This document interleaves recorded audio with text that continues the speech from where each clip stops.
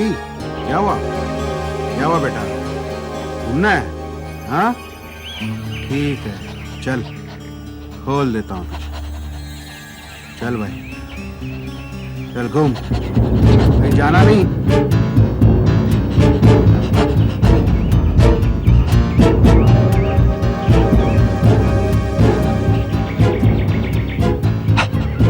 नौशी, क्या हुआ? क्या हुआ बेटा? नौशी, क्या हुआ? नौशी, क्या हुआ? नौशी, अरे क्या हुआ बेटा? नौशी, क्या कर रहा है? नौशी, क्यों खोद रहा है? क्या हुआ? नौशी, क्या हुआ तुझे? नौशी, क्यों खोद रहा है? Come on नौशी। अरे कपड़ा, अरे माय गॉड, हाथ।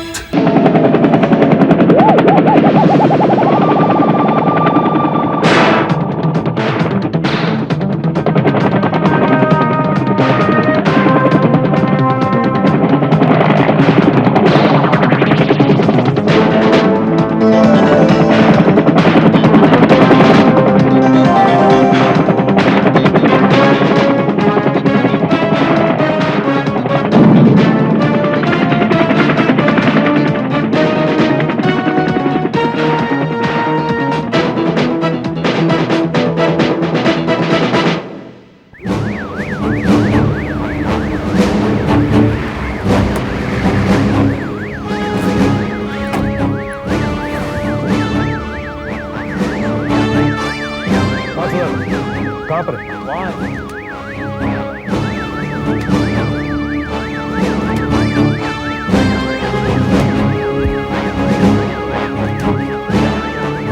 क्या हुआ? सर ये मिस्टर मूर्ति अपने कुत्ते के साथ यहाँ वॉक के लाए थे सर। इनके कुत्ते ने आँख खोद दिया सर, ये देखिए। मूर्ति साहब बताइए। कुछ नहीं, बस कुत्ता यहाँ और खोदने लगा। सारे इलाके को अच्छी तरह से तलाश करो, शायद बाकी हिस्से भी मिल जाए। वैसे मुश्किल है फिर भी, मगर सबसे पहले हमें ये हाथ फोरेंसिक लैब भेजना चाहिए। वहीं से काफी कुछ पता चल जाएगा। हाथ काफी सड़ गया है। हाँ, मगर आप जरा ध्यान से देखिए और बताइए। देखिए, हाथ यहां से काटा गया है और एक ही झटके में काटा गया है। कोई बहुत तेज चाकू या बहुत तेज कुल्हाड़ी होगी। और एक बात और, कट को देखने से लगता है कि मारने वाला कोई अनाड़ी नहीं था, हथियार का इस्तेमाल आता था उसे, तभी तो बांह एक ही झटके में शरीर से अलग हो गई। कितना समय हुआ होगा इस हाथ को जमीन में गड़े हुए? एग्जैक्टली बता पाना तो मुश्किल है, लेकिन इस हाथ की हालत को देखते हुए लगता है कि 2 से 6 महीने के बीच ये हाथ जमीन में गड़ा रहा होगा। 2 से 6 महीने के बीच। अच्छा, ये हाथ किसका हो सकता है? मतलब औरत या मर्द का? एसीपी साहब, इस हाथ के साइज को देख करके तो लगता है कि ये हाथ किसी औरत का हो। अच्छा डॉक्टर साहब, इसकी उम्र क्या होगी? इसकी उम्र, देखो यार, अब तुम पूछोगे इसके जीजा जी का नाम क्या है। अरे डॉक्टर साहब, एक छोटा सा हाथ ले आए और चाहते हो कि मैं इसके पूरे खानदान के बारे में बता दूं? अगर ऐसा ही है तो किसी ज्योतिष के पास जाते, वो सब कुछ बता देते। अरे यार, इतना नाराज क्यों होते? अच्छा छोड़ो, उम्र छोड़ो, ठीक है। अब ये बताओ, क्या इसके फिंगरप्रिंट्स मिल सकते हैं? नहीं, इसके फिंगरप्रिंट्स निकालना बहुत मुश्किल है। क्यों? ये हाथ ज्यादा सड़ गया इसलिए? एसीपी साहब, फिंगरप्रिंट्स निकालने के लिए हमें उंगली को किसी सतह पर दबाना पड़ता है, और ये हाथ इतना सड़ गया है कि दबाते ही इसका मांस फट जाएगा। लेकिन मैं फिर भी कोशिश करूंगा, कोई तरकीब निकालूंगा इसके फिंगरप्रिंट्स निकालने के लिए। डॉक्टर साहब, आप फोन पे बता रहे थे कि आपको कुछ और भी मिला है। जी हाँ, ये देखिए, ये है ह्यूमन स्किन, इंसान के चमड़े, किसी दूसरे इंसान के चमड़े, और ये मुझे यहां मिली। हो सकता है दोनों के बीच में हाथापाई हुई हो और इसने अपनी जान बचाने के लिए कातिल को नोच लिया होगा। एसीपी साहब, मैं इस चमड़ी का डिटेल डीएनए एनालिसिस करूंगा। अगर ये चमड़ी खूनी की हुई तो हमें उसके बारे में बहुत कुछ पता लग सकता है। यस। तब तक अभिजीत तुम ये पता लगाओ कि शहर में पिछले 2 से 6 महीनों के बीच कितनी औरतें लापता हुई हैं।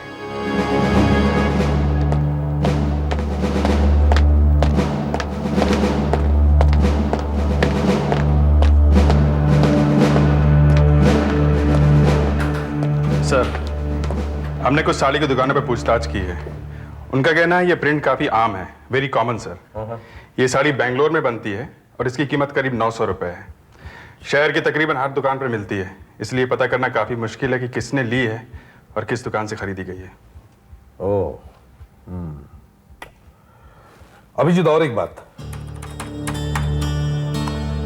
ये देखो, मुझे अंदाजा ही नहीं था कि एक साल में इतने सारे लोग लापता हो जाते हैं। और पिछले 6 महीनों में इस शहर में से 95 औरतें गायब हो गई हैं।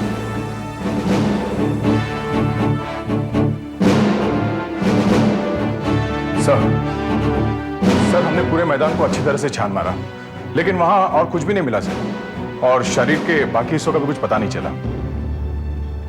अच्छा, तो इसका मतलब है कातिल ने शरीर के टुकड़े आसपास नहीं गाड़े, दूर दूर गाड़े होंगे, ताकि ना तो बॉडी मिले और ना ही उसकी पहचान हो सके। हमें कुछ ना कुछ करना ही पड़ेगा, वरना इतनी सारी औरतों के बारे में पता लगाते लगाते हमारी उम्र कट जाएगी। जरा वो साड़ी दिखा दो।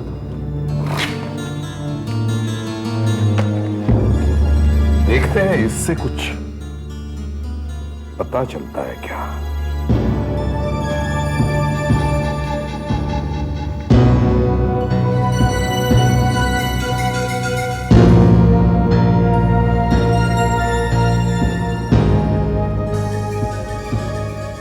ये क्या है? निशान से लग रहा है सर। क्या सर? जरा ट्रेल आउट।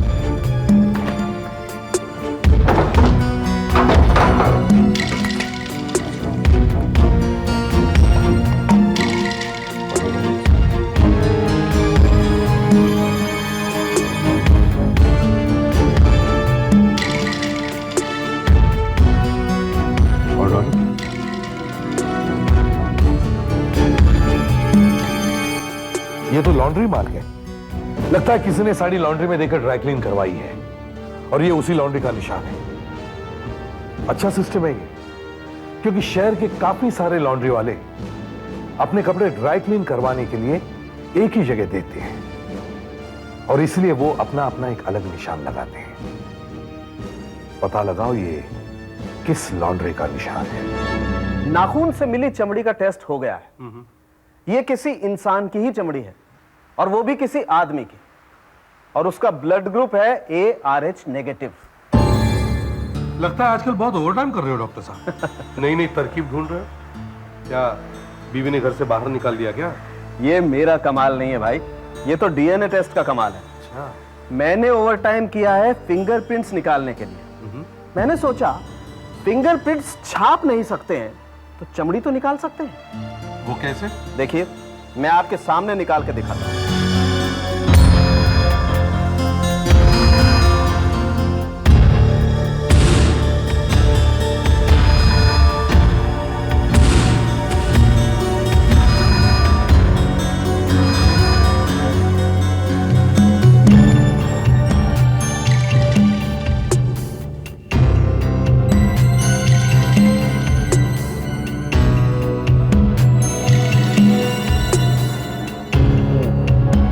देखिए,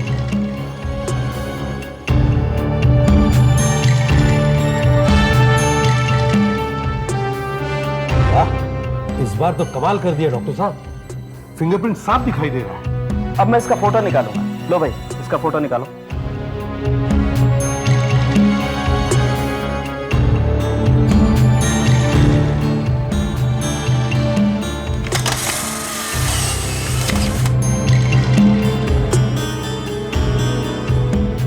वेरी गुड, फिंगरप्रिंट एकदम साफ है। बस ऐसे ही मैं दूसरी उंगलियों के प्रिंट भी निकाल लूंगा।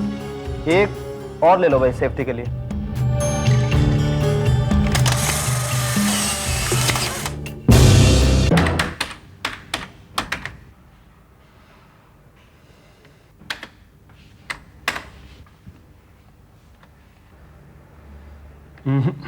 नो सर, कोई फायदा नहीं।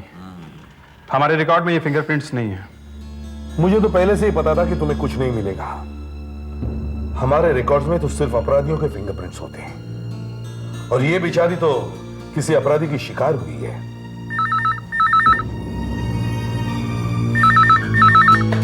हेलो, हाँ दया बोलो। लॉन्ड्री मिल गई? Very good. कहाँ है?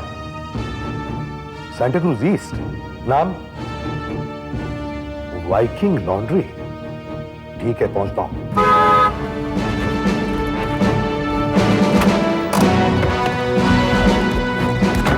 हाँ दया, सर यही वो लॉन्ड्री है। सर ये इस लॉन्ड्री के मैनेजर है सरोज भाई। हेलो। सरोज भाई, ये निशान आप ही के लॉन्ड्री का है ना?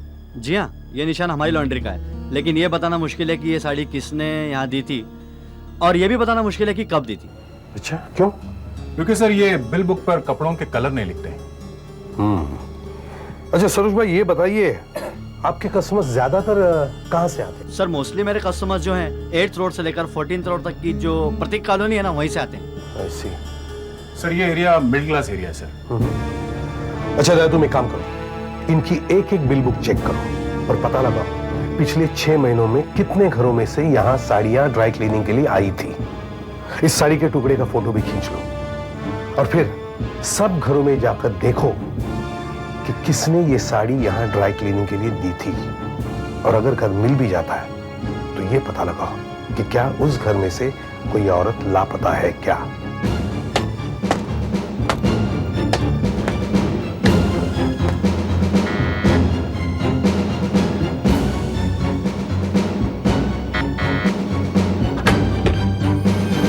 Hello madam, CID.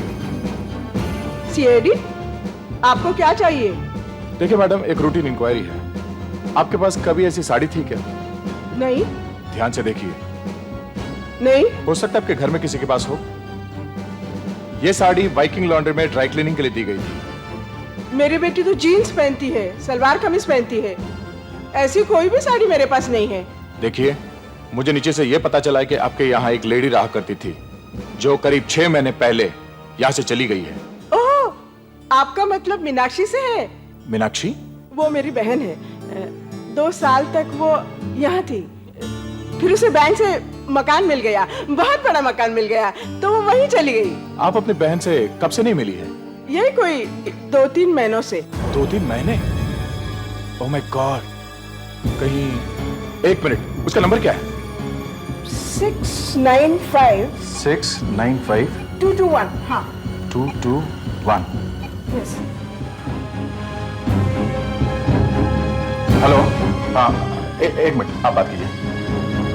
हॅलो, ए मीनाक्षी, हा मी ताई बोलतेय बरं का ग. अगं काय भेट काय आहे तुझा? हा अगं काय माहिती, इकडे कोणतरी इन्स्पेक्टर का कोणीतरी सीआयडी येऊन उभे राहिलेत आणि मला म्हणतायत की तू कसली ती साडी नेली होतीस म्हणे. अगं काय म्हणून, काय माहिती काय बोलतायत ते. काहीतरी हो. एक minute. Hello Meenakshi ji, thank you, sorry for bothering. Thank you madam.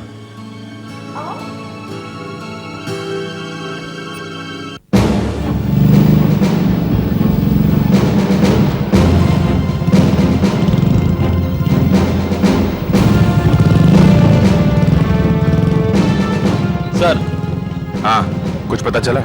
Sir 5 घर हमने चेक कर लिए, मगर उससे कुछ मालूम नहीं पड़ रहा है. सर, हाँ? जो घर मैंने चेक किए उनमें भी कोई नहीं मिला, और ऐसा भी नहीं लग रहा है कि कोई झूठ बोल रहा हो. दया के साथ भी यही हो रहा है. इस बिल्डिंग में 2 फ्लैट बाकी हैं. 12 नंबर मिसेस शाह का और 19 नंबर मिसेस पटेल का. तुम लोग इंक्वायरी चालू रखो, मैं देखता हूँ. Okay sir.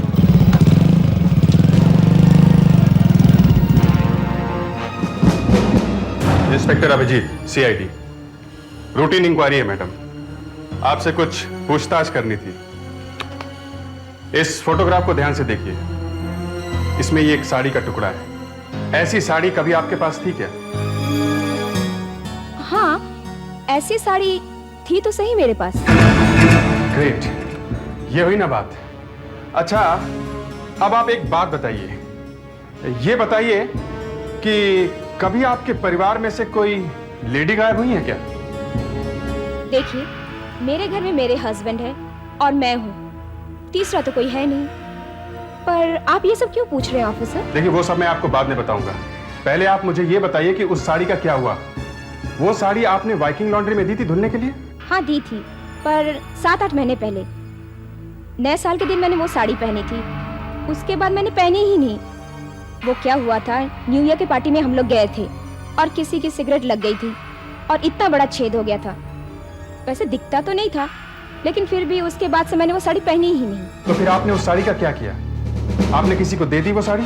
मेरा मतलब अपनी किसी नौकरानी को? नौकर को तो मैंने नहीं दी, हाँ, मगर मैंने वो साड़ी भांडी वाले को जरूर दी थी। भांडी वाले को? हाँ, आपको मालूम है ना भांडी वाला, जिसको हम पुराने कपड़े देते हैं और बदले में वो हमें नए बर्तन देता है। हाँ, मालूम है, लेकिन ये भांडी वाला है कहाँ? हम मिल सकते हैं उससे? आपको कुछ याद है उसके बारे में? हाँ, हमारे एरिया का ही है भांडी वाला। वो कई सालों से आता है और दोपहर के वक्त ही अक्सर निकलता है वो। क्या टाइम होता है? सर 1 बज गए। 1 बज गया, अभी तक आया नहीं।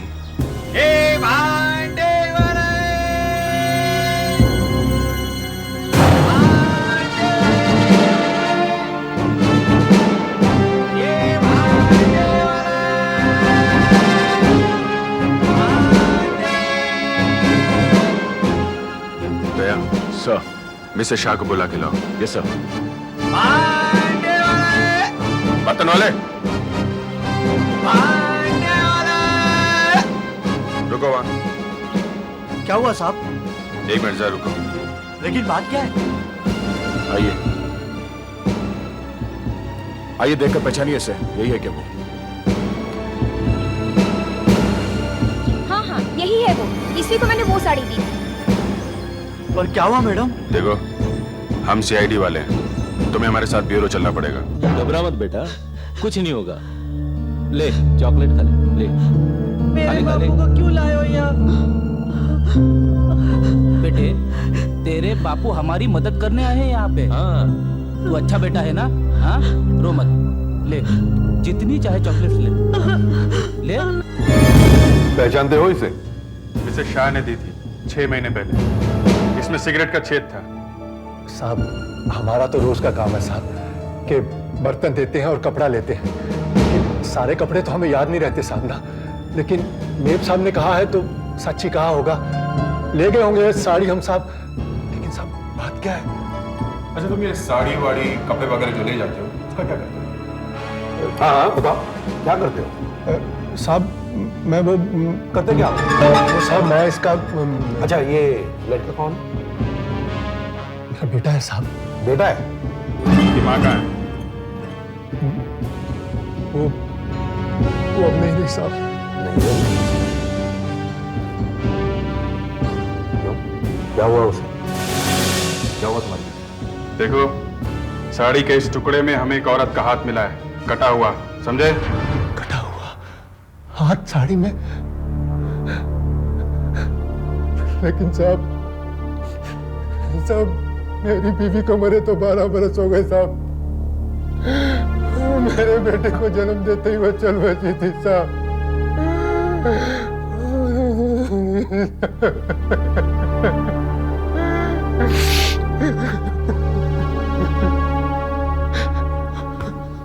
सॉरी, लो पानी पीजिए।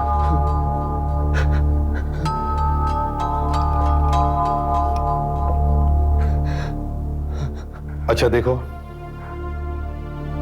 ये बताओ तुमने इस साड़ी का किया क्या? साहब मैं सच कहता हूँ साहब, मुझे उस साड़ी का कुछ याद नहीं है साहब। वैसे भी माल हम अपने पास नहीं रखते साहब, सारा माल रफू करने वाले को दे देते हैं साहब। रफू करने वाले को? हाँ साहब। और साहब अगर कपड़ा थोड़ा फटा हो या उसमें छेद हो तो रफू वाला उसे ठीक करके आगे भेज देता है साहब। और रफू वाले से जो हमें पैसे मिलते हैं उससे हम और भांडी खरीद लेते हैं और इसी तरह हमारा काम चलता है साहब। अच्छा, कौन है तुम्हारा रफूगर? कहाँ देते हो कपड़े? उल्लास भाई साहब, सकीरा इंडस्ट्रियल एस्टेट में उनका गोदाम है साहब। सारा माल हम लोग वहीं देते हैं और मुझे लगता है साहब कि मैंने साड़ी भी वहीं दी होगी साहब। क्या नाम बताया? उल्लास भाई। उल्लास भाई। हाँ, मैं उल्लास भाई हूँ। आप इस साड़ी के बारे में पूछ रहे हैं ना? जी हाँ। देखो साहब, हमारे यहाँ 20-30 भांडी वाले कपड़े लेकर आते हैं। हम कपड़े की कंडीशन देखते हैं और उनको 5 रुपया 8 रुपया तक दे देते हैं। देखिए, ये साड़ी अच्छे कंडीशन में थी, सिर्फ जरा सा छेद था सिगरेट का। अच्छी कंडीशन में थी तो फिर उसको रफू करके हमने आगे बेच दी होगी। अगर ज्यादा फटा होता था तो हम उसको फैक्ट्री वाले को बेच देते हैं, वो लोग उसका फटका बनाते। डस्टर। अच्छा, और ये बाकी के कपड़े कहाँ बेचते हैं आप? हम लोग सीधे सीधे थोड़े ही बेचते हैं। अरे हम लोग तो सप्लायर है साहब, सप्लायर। हम ये कपड़े हॉकर्स को बेचते हैं। वो ये कपड़े लेके सीधे कांदिवली पहुंचते हैं दावर रोड पर। वहाँ हर हफ्ते एक बाजार बढ़ता है ना, बस वहीं से खरीद लेते हैं गरीब लोग सस्ते में, जो गोरेगांव और बोरीवली के बीच में रहते हैं। इसका मतलब है साड़ी दावर रोड से किसी के घर पहुंची, वहां उसके टुकड़े हुए और एक टुकड़े में वो कटा हुआ हाथ लपेटा गया। मैंने आपको दिखाया था ना कि इस हाथ की उंगलियों में नेल पॉलिश लगी हुई। वो नेल पॉलिश काफी हल्की क्वालिटी, सस्ते किस्म की, ऐसी जो कि जनरली फुटपाथ वगैरह पे बिका करती है। इसका मतलब आप कहना चाह रहे हैं कि अगर नेल पॉलिश इतनी सस्ती थी तो वो औरत लोअर मिडिल क्लास की होगी, मतलब गरीब तबके की। हाँ, हो सकता है। देखिए, मैं ये नहीं कह रहा हूं कि नेल पॉलिश सस्ती थी इसका मतलब वो औरत गरीब ही होगी। अमीर औरतें भी सस्ती नेल पॉलिश का इस्तेमाल कर सकती हैं। लेकिन तहकीकात के लिए आपके सोचने की लाइन एकदम सही है, क्योंकि इसके हाथ की चमड़ी में दरारें थी, कुछ अजीब तरीके से फटी हुई थी, और इसके नाखूनों में कुछ खरोंच के निशान थे, जैसे लगातार बर्तन मांजने से हो जाया करती। और एक बात और, ये औरत काफी दुबली पतली होगी। ये आप कैसे कह सकते हैं? क्योंकि इसके नाखूनों में सफेद निशान है, और ऐसा तभी होता है जब शरीर में विटामिन की कमी होती है। शायद एनीमिक भी होगी, और इसकी उम्र 28 से 50 साल के बीच में होगी। इसका मतलब जिस लापता औरत की हमें तलाश है उसकी उम्र 28 से 50 के बीच में होगी। वो लोअर मिडिल क्लास की थी और शायद घर में काम करने वाली बाई होगी, और वो गोरेगांव और बोरीवली के बीच में कहीं रहती थी। सर, डॉक्टर सालुंखे ने तो इस बार कमाल ही कर दिया। इतना सब कुछ पता कर लिया। सर, बोरीवली से गोरेगांव के एरिया के बीच में 49 औरतें ऐसी हैं जो 14 महीनों से लापता हैं। इनमें से 15 ही ऐसी हैं जो हमारी तलाश के लिए फिट बैठती हैं, और इन सब की रिपोर्ट पुलिस में लिखाई गई है। अच्छा, तो ये सब लोग उनके रिश्तेदार हैं? यस सर, यही वो लोग हैं जिन्होंने रिपोर्ट लिखाई थी। पूछताछ चल रही है। अरे सर, इन 15 में से 3 औरतें लापता होने के 2-3 दिन बाद वापस आ गई थी, पर इन लोगों ने पुलिस को खबर नहीं की सर। ये रहे वो लोग। ओह, क्यों भाई, वापस आ गई ना? चलो मुबारक हो, लेकिन बता तो दिया करो। यही बाकी की 12? सर, बाकी इन सबको साड़ी दिखाई है और कसकर पूछताछ भी की है सर, पर मुझे नहीं लगता मरी हुई औरत का इनसे कोई रिश्ता है। एक्चुअली 12 में से 11 ही ऐसे हैं जो लोग यहाँ पर आए हुए हैं। एक मिसेस कार्तिक हैं जो यहाँ नहीं आई हैं। उन्होंने 4 महीने पहले अपनी नौकरानी के लापता होने की पुलिस में रिपोर्ट लिखवाई थी। हम उन्हें फोन तो कर रहे हैं, लग नहीं रहा, शायद फोन खराब है। अच्छा, लेकिन उनका एड्रेस तो होगा फाइल में? Yes sir. चलो उनके घर जाकर पूछताछ करते हैं। जी हाँ, मैंने ही कंप्लेंट लिखवाई थी। मेरे यहाँ काम करने वाली बाई कहीं गायब हो गई है। मेरे यहाँ वो बर्तन और सफाई किया करती थी। कब से गायब हुई है वो? 15 जून से वो नहीं आई है। वैसे तो कई बाइयां आई और गई, लेकिन अपने 24 दिन की पगार छोड़ के कोई जाती है क्या? तो माला अपनी तनख्वाह लेने आई ही नहीं। ये तो बड़ी अजीब बात है। इसीलिए तो मुझे उसकी ज्यादा फिक्र हुई। वैसे वो बड़बड़ बहुत किया करती थी। बताती थी कि उसके ससुराल वाले उसे बहुत मारते पीटते हैं। क्या उसका पति? नहीं, वो तो बेचारा शादी के 1 महीने बाद ही निमोनिया से मर गया था, इसीलिए उसके ससुराल वाले उसे कोसते रहते हैं। वैसे उसके शादी को 5-6 साल हो गए थे। पति के मरने के बाद क्या वो ससुराल में ही रहती थी? जी। आपको इतना सब कुछ मालूम है तो आपने उसके बारे में उसके घर जाके पूछताछ क्यों नहीं की थी। मैंने यहाँ के और भाइयों से उसके बारे में पूछताछ की थी और फिर मैं उसके घर भी पहुँच गई। यही उत्तम नगर झोपड़पट्टी में रहती है वो, लेकिन उसके ससुराल वालों ने मुझसे सीधे मुंह बात भी नहीं की। अच्छा, क्या बोला उन्होंने? कहने लगे कि माला से मेरा अब क्या मतलब है। बस फिर कुछ दिनों बाद आके उसके बच्चे हुई पगार लेके गए। अच्छा, जरा इस फोटोग्राफ को ध्यान से देखिए। माला के पास ऐसी कोई साड़ी थी क्या? हाँ थी तो सही, ऐसी एक साड़ी उसके पास। अच्छा, क्या वो नेल पॉलिश लगाती थी? हाँ, वैसे वो थोड़ी बंठन कर ही रहती थी। 1-2 बार तो मैंने उसे अपना परफ्यूम लगाते हुए भी पकड़ा था। आप हमें माला का पता दीजिए जल्दी से। हाँ, नवरंग चौल, खोली नंबर 64, उत्तम नगर। हमें क्या पता कहाँ चली गई माला, अब वो यहाँ नहीं रहती। आपकी बहू है और आप लोगों को पता नहीं वो कहाँ गई? देखिए साहब, जब तक उत्तम जिंदा था वो हमारी बहू थी। मनहूस आते ही हमारे बेटे को खा गई। अब पता नहीं कहाँ दफा हो गई 3 महीने पहले से। अरे ये आप क्या कर रहे हैं? उसका कोई सामान है, कपड़े वगैरह? अरे यही पड़ा होगा, बहुत सब सामान तो हमने फेंक दिया उसका। अच्छा, उसकी ऐसी कोई चीज जिसे उसके जाने के बाद आप लोगों ने हाथ नहीं लगाया हो? मतलब कोई ट्रंक, कोई बॉक्स वगैरह?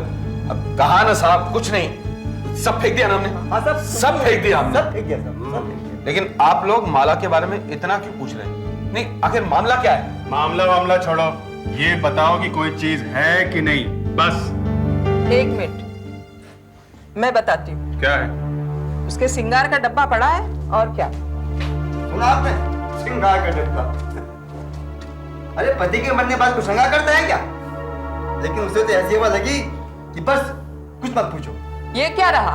हाथ मत लगाइए, बस यही से बताइए कहाँ है? ये क्या है?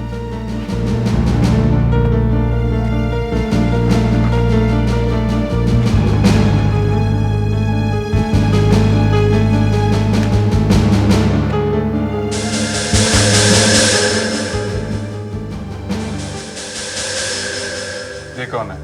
माला? माला सर। इसे हम ले जाते हैं, इसे हम ले जाते हैं। और दया, इनको भी ब्यूरो ले चलो। अरे लेकिन हमने क्या किया? अरे लेकिन हमने क्या किया साहब? अच्छा, एक मिनट, कपड़े तो पहनने दो। हाँ पहन। ये बात गलत है। चलो।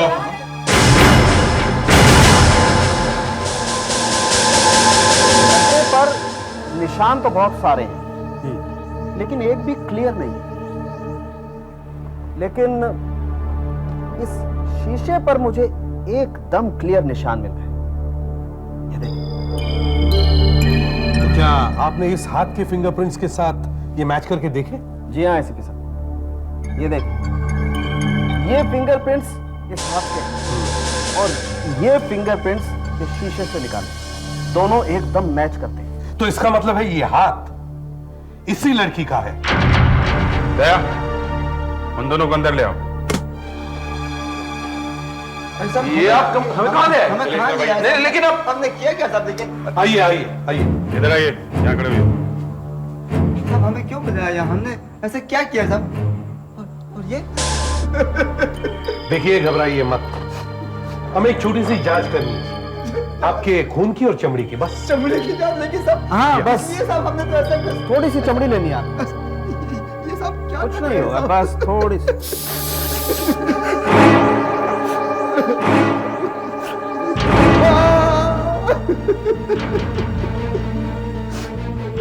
ये मेरा भी होगा? जी हाँ, आपकी भी स्किल लेनी पड़ेगी। साहब मैंने क्या किया? मैंने कुछ नहीं किया, आप मेरी बात तो कुछ नहीं। हाथ लाओ इधर, हाथ लाओ।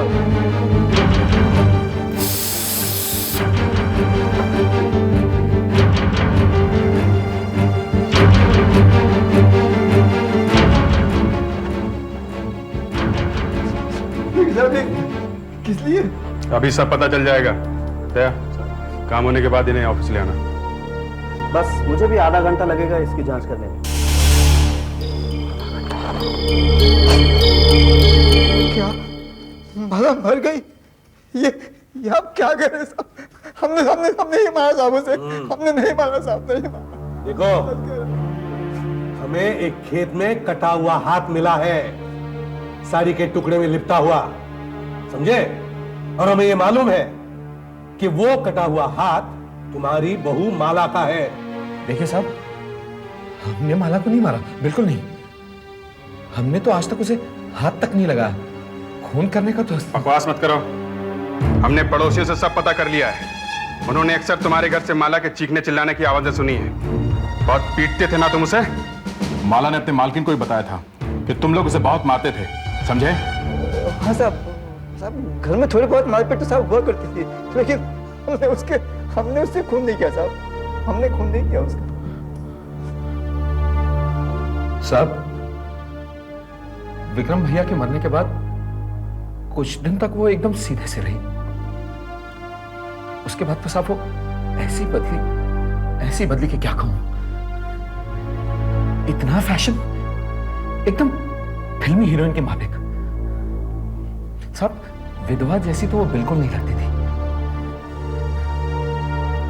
फिर मैंने उसे, एक दो आदमी उसे बातचीत करते देखा, तब मुझे बहुत गुस्सा आया था साहब। बस यही बात है साहब, यही बात थी। लेकिन हमने उसके अंदर नहीं की साहब, नहीं किया हमने उसके अंदर। जल्दी ही पता चल जाएगा। हमें उसके नाखूनों में फंसा किसी की चमड़ी का टुकड़ा मिला है और वो कातिल का ही है, यह हमें पता है। अगर वो तुम दोनों में से किसी का निकला तो सीधा जेल जाओगे, फांसी भी हो सकती है, समझे? रिपोर्ट अभी आने ही वाली है।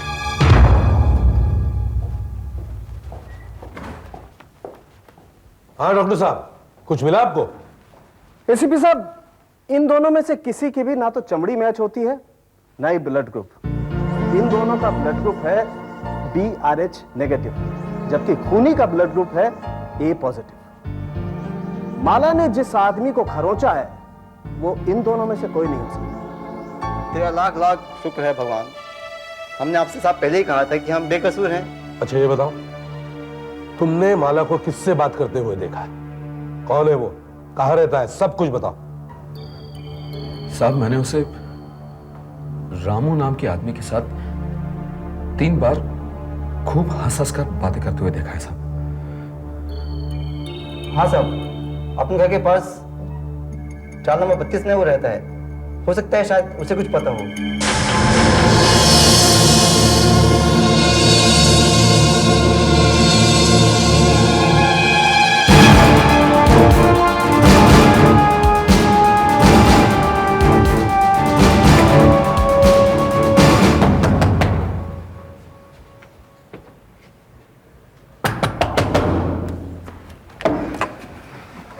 रामू तो ये? हाँ मैं ही रामू। क्या चाहिए? कौन है आप लोग? माला के बारे में क्या जानते हो? कौन माला? मैं किसी माला को नहीं जानता। झूठ तो बोल रहा है? नवरंग चाल वाली माला जिसके साथ तू बात करता था, सब लोगों ने देखा है। माला? अच्छा वो लड़की? मैं उसके बारे में कुछ नहीं जानता सर। कितने महीनों से तो मैं उसे मिला तक नहीं। अच्छा क्या हुआ सर? बहुत भोला बन रहा है। जा चलो सर, मेरी बात तो सुनिए। आप कहाँ ले जा रहे हैं सर? सर एक मिनट, पता चल जाए। चलो सर, माना कि मैंने उससे 2-4 बार बात की है, लेकिन सर मैं उसके बारे में कुछ नहीं जानता। जानता नहीं तो बात कैसे कर जाता है? सर वही मुझसे बात करने आती थी। वो जब भी आती थी वीरू के बारे में पूछती थी, कहाँ है वो, कब आएगा वो। इससे ज्यादा मैं कुछ नहीं जानता उसके बारे में सर। ये वीरू कौन है? मेरा भाई है सर। कहाँ है वो?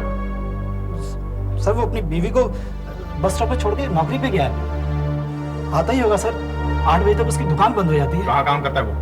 यहीं पास में sir, Vincent cold storage station के पास। मटन काटता है। मटन काटता है? देखिए, हाथ यहां से काटा गया और एक ही झटके में काटा गया। कोई बहुत तेज चाकू या बहुत तेज कुल्हाड़ी होगी। और एक बात और, कट को देखने से लगता है कि मारने वाला कोई अनाड़ी नहीं था, हथियार का इस्तेमाल आता था। तभी तो वहां एक ही झटके में शरीर से अलग हो। वीरू कहाँ वीरू? सर वो तो वहाँ दुकान पे। अरे वीरू, सर वो वीरू, वीरू एक मिनट, सीआईडी वाले आए हैं, तो तेरी दोस्त है ना माला, उसके बारे में पूछ रहे हैं। क्यों मारा तुमने माला को? क्यों मारा? नहीं मारा। हमें देखकर भागे क्यों वहां से तुम? मैं डर गया था साहब। बस मत कर, चुप। उस दिन माला ने नीली साड़ी पहनी थी ना? वही साड़ी जो तुमने उसे खरीद कर दी थी कांदिवली से, और फिर तुमने उसके शरीर के टुकड़ों को उसी साड़ी में लपेट दिया।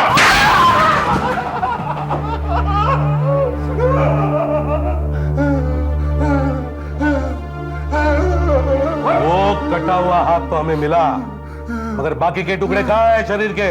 कहाँ फेंके तुमने? नदी में या कहीं गाड़ दिए? नहीं मारा साहब। नहीं मारा? क्यों मारा तुमने उसे? हाँ?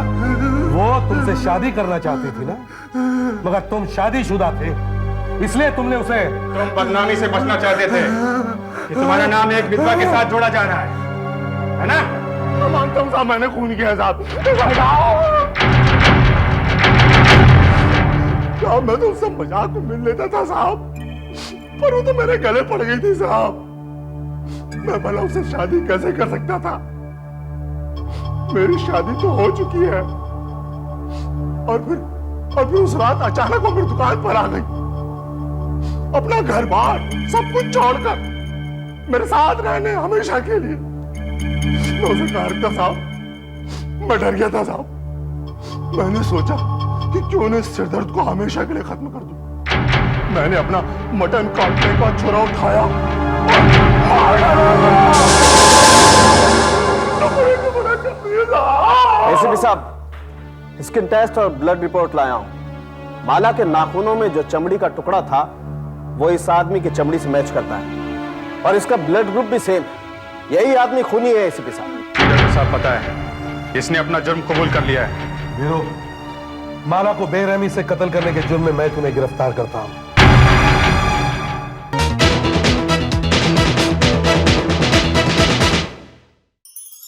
ऐसे और भी मजेदार वीडियो के लिए हमारे चैनल को लाइक, शेयर और सब्सक्राइब करें।